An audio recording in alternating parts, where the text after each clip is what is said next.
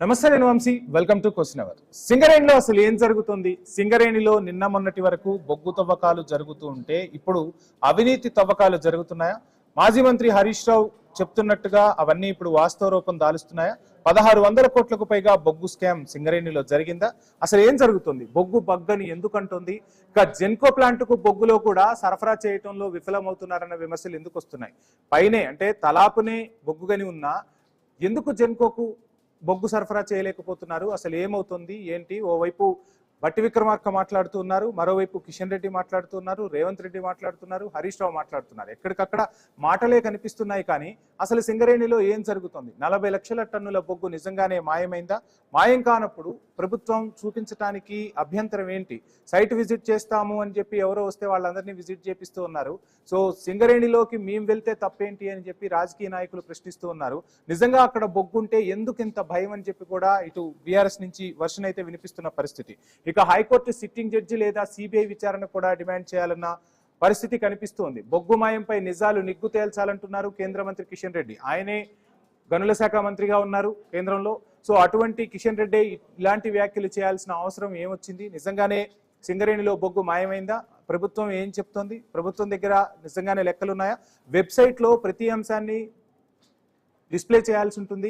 So ఎందుకు వెబ్సైట్లో ఈ అంశాలన్నీ పెట్టట్లేదు? ఎప్పటి నుంచి వెబ్సైట్లో ఈ అంశాలను పెట్టడం మానేశారనేది కూడా ఇప్పుడు చెక్ చేయాల్సిన అంశం. సో రకరకాల అంశాలు కనిపిస్తున్నాయి. పారదర్శకతకు పెద్దపీట వేస్తామని చెబుతున్న ప్రభుత్వాలు ఆ పారదర్శకతకే పాతరేస్తున్నాయా అంటే అవుననే సమాధానం వినిపిస్తుంది. సిరులగని నిన్నటి వరకు మాట్లాడుకుంటే సింగరేణి ఇప్పుడు వివాదాలకు కేంద్ర బిందువుగా ఎందుకు మారింది? అసలు సింగరేణిలో ఏం జరుగుతుంది?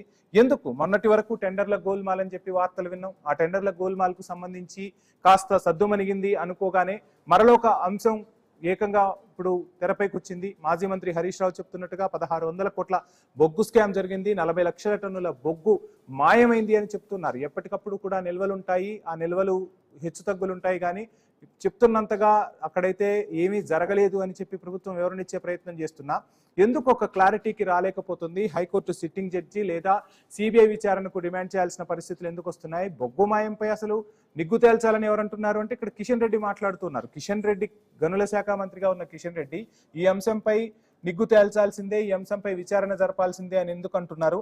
రాష్ట్రం ఒకవేళ లైట్ తీసుకుంటే కేంద్రం ఏం చేయబోతుంది? బొగ్గు ఉత్పత్తి విక్రయాల నిల్వలు ఎందుకు వెబ్సైట్లో పారదర్శకంగా ఉంచలేకపోతున్నారు అనేది కూడా మాట్లాడే ప్రయత్నం చేద్దాం. ఇదే అంశానికి సంబంధించి మనతో మాట్లాడేందుకు భారతీయ జనతా పార్టీ అధికార ప్రతినిధి అందెం రామరెడ్డి గారు, అదేవిధంగా మిఠా నర్సయ్య గౌడ్ గారు మనకు కాంగ్రెస్ నుంచి ఉన్నారు. సో రామరెడ్డి గారు, ఏంటి కేంద్ర గనుల శాఖ మంత్రిగా ఉన్న కిషన్ రెడ్డి స్వయంగా విచారణ జరిపించాలి అంటున్నారు. అందులోనూ 41% వాటా మీకుంది. సో అక్కడ ఏం జరుగుతుంది ఏంటి అని తెలుసుకునే ప్రయత్నం చేయలేకపోతున్నారా? మీరు కూడా అక్కడికి వెళ్ళలేని పరిస్థితి ఏం జరుగుతుంది అసలు సింగరేణిలో?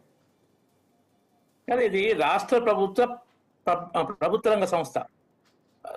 51% వాటా తెలంగాణ ప్రభుత్వానికి ఉంది కాబట్టి పెత్తనం తెలంగాణ ప్రభుత్వందే. అందులో కొంతమంది డైరెక్టర్లు ఉంటారు కేంద్ర ప్రభుత్వం నుంచి. అక్కడ ఏంటంటే ఇప్పుడు ఆ వెబ్సైట్ లో కూడా పెట్టడం లేదు స్టాక్ ఎంత ఉందనేది.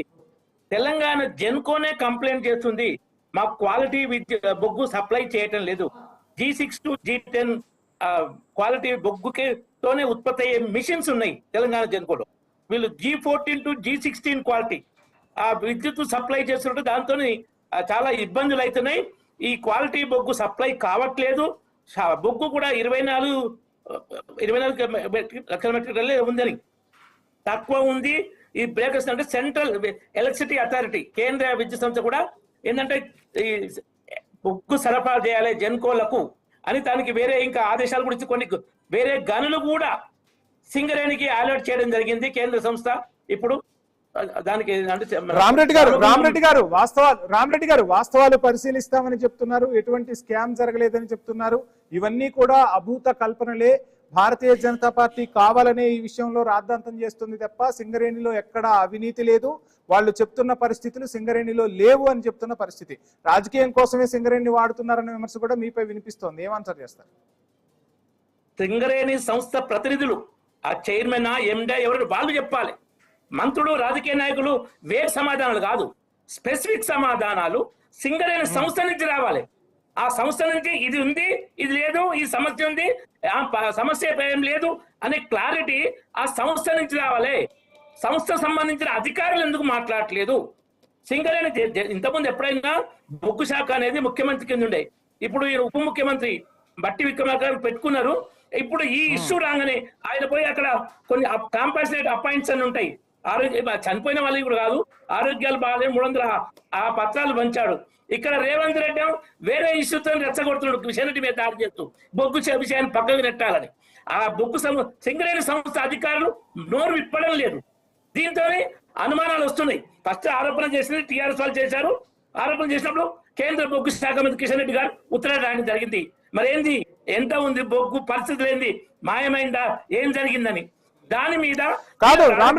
రామరెడ్డి గారు మీరు మొదట్లో ఒక మాట మాట్లాడారు, మేము చెప్పాం ఆ విషయాన్ని. వెబ్సైట్ లో ఈ అంశాలు ఏవి పొందుపరచట్లేదు, ఏవి కూడా డిస్ప్లే చేయట్లేదు, ఎన్ని నిల్వలు ఉన్నాయి, ఎక్కడికి ఆ కోల్ వెళ్తోంది, సో ఎంత ఉత్పత్తి జరుగుతోంది, ప్రతిదీ కూడా వెబ్సైట్ లో ఎంటర్ చేయాల్సి ఉంటుంది. అవందరూ కూడా వెబ్సైట్ లో చూడొచ్చు. సో అటువంటి పరిస్థితులు లేనప్పుడు కేంద్ర ప్రభుత్వం ఏం చేస్తుంది? గనుల శాఖ మంత్రిగా ఉన్న కిషన్ రెడ్డి ఎందుకు ఈ అంశం ఇప్పుడు హరీష్ రావు గారు లేదంటే ప్రతిపక్ష పార్టీలో బయటకు తీసుకొచ్చిన తర్వాత ఈ అంశంపై మాట్లాడుతున్నారు, కానీ నిరంతరం నిఘా అనేది ఉండదా? అండ్ ఇక్కడ ఇంకొక అంశం కూడా మాట్లాడుకోవాలి. ప్రతి వారం బొగ్గు గనులకు సంబంధించి డైరెక్ట్ గా ప్రధానితో మాట్లాడతాం, ప్రతి బుధవారం దేశంలోని గనుల గురించి చర్చ జరుగుతుంది అని చెబుతున్న కిషన్ రెడ్డి తన సొంత రాష్ట్రంలో సిరుల గనిగా పేరున్న సింగరేణి చుట్టూ ఇన్ని వివాదాలు నెలకొంటూ ఉంటే ఈ వివాదాలను ఎందుకు కేంద్రం దృష్టికి తీసుకెళ్లలేకపోతున్నారు? సింగరేణి సంస్థ రాష్ట్ర ప్రభుత్వ సంస్థ, కేంద్రం డైరెక్ట్ ఆధీనంలో బొగ్గు గనుల విషయాలు ఎప్పటికప్పుడు బొగ్గు శాఖ మంత్రి కిషన్ రెడ్డి గారికి ఉంటాయి. దీని మీద ఈ మధ్య కాలంలో వచ్చింది న్యూస్, కరెక్ట్ గా మనకు ఎగ్జాక్ట్ డేటు నెట్ లో కూడా రావట్లేదు, ఎప్పటి నుంచి వీళ్ళు డాటా ఆన్లైన్ లో పెట్టడం మానేశారు అనేది. ఈ మధ్య కాలం ఒక అధికారి చెప్పారు, అధికారి పేరు లేదు చెప్పడం, నెట్ లో చూస్తే ఒక అధికారి పేరు రావట్లేదు. కానీ సింగరేణి సంస్థ మాత్రం నెట్ లో కరెంటు బొగ్గు స్టాక్ గురించి పెట్టడం మానేసింది అని తెలిసింది. ఆరోపణలు వచ్చినాయి. వెంటనే కేంద్ర బొగ్గు శాఖ మంత్రి ఆ రాష్ట్ర ప్రభుత్వానికి వాళ్ళకి లెటర్ రాయడం జరిగింది. దాని నుంచి ఏం లేదు, అది లేదు అని చెప్తున్నారు తప్ప స్పెసిఫిక్ ఉత్తరం అధికారుల నుంచి, స్పెసిఫిక్ సమాధానం అధికారుల నుంచి రావడం లేదు. అది ఉన్నదో లేదో, సమస్య ఏందో అనేది ఒక గందరగోళంగా ఉంది. మేము రాజకీయంగా పచ్చబద్దాలు ఎట్లా మాట్లాడడం, కానీ అనుమానాలకు తావులు వస్తున్నాయి. దాని మీద సమాధానం ఇవ్వాల్సిన బాధ్యత, స్పెసిఫిక్ సమాధానాలు విత్ డేటా ఇవ్వాల్సిన బాధ్యత సింగరేణి సంస్థకు ఉంది. రాష్ట్ర ప్రభుత్వం మంత్రి ఇచ్చిన ఎవరిచ్చినా స్పెసిఫిక్ డేటా ఇవ్వాలి. మీకు వేగ సమాధానాలు ఇవ్వకూడదు. వేగ సమాధానాలు ఇస్తే అనుమానాలు మరింత పెరుగుతున్నాయి. దేశంలో రెండవ సంవత్సరం వరుసగా 1 బిలియన్ టన్నుల ఉత్పత్తి ఈ సంవత్సరం కూడా, అంటే 2025-26 మార్చి 24